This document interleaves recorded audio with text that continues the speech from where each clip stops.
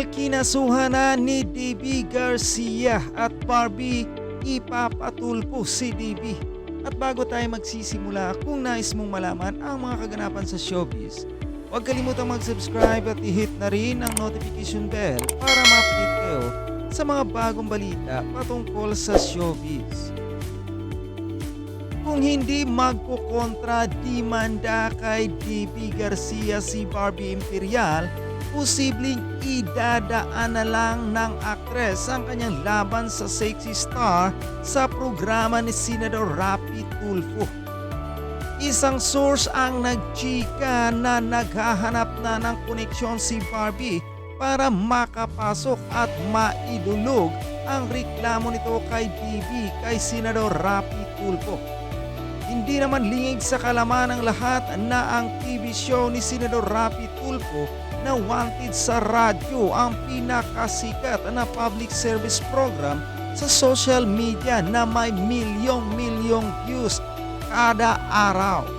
Ito ang pupuntahan ng mga nagnanais na marisolba, maaksyonan ang kanilang hinanain sa isang nirireklamong tao, kumpanya at kung sino-sino pa. Ang litis na dumalo sa nasabing show ay ang comedian TV personality beauty queen na si Herlene Budol o Hipon Girl. Ayon pa sa isang source, humingi na ng saklolo si Barbie sa isa sa mga miyembro ng pamilya ni Senador Rapi Tulfo para ilahad nito ang version ng kanyang kwento sa nangyayaring gulo sa kanila ni DB sa isang bar sa QC nitong nakaraang weekend kung saan nagtamo ng kalmot sa liig at dibdib ang Viva Max star. Naisulat naman ang insidente kasabay ng isang report at kalakip ang ilang larawan na nagpapakita ng sugat ni DB sa katawan.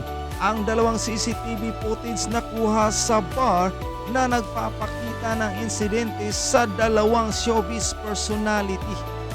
Sabi ng informant, sa kasong isasampa ni DB kay Barbie, malalantad ang ugali ng aktres at posibleng lumabas pa ang ilang nasasagasaan ng huli. May kaugnayan kay Diego Loizaga ang pinagmula ng gulo kina Barbie at DB kung saan di umano ay nagngit-ngit ang una sa huli ng malamang dinidate ng kanyang nasabing ex-boyfriend si DB kahit hindi pa gaano katagal ang kanilang hiwalayan. Samantala, tinatawag ngayong kalmot girl si Barbie dahil sa insidente nila ni DB. Inulan ng mga maanghang na komento si Barbie ng mga netizen.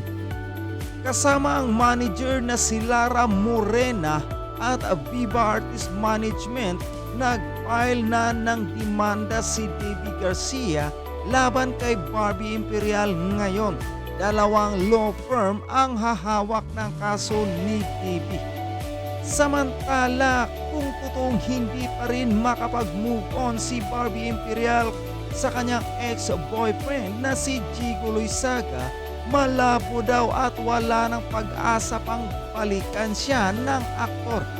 Masaya na si Diego sa current girlfriend niyang non-showbiz na nagngangalang Alexis. Kwento pa ng ilang source na nagkabalikan sina Diego at ang una niyang girl na si Alexis. Hindi lantad sa social media ang larawan ni Alexis dahil nais ng aktor na magkaroon ng privacy ang kanilang relasyon.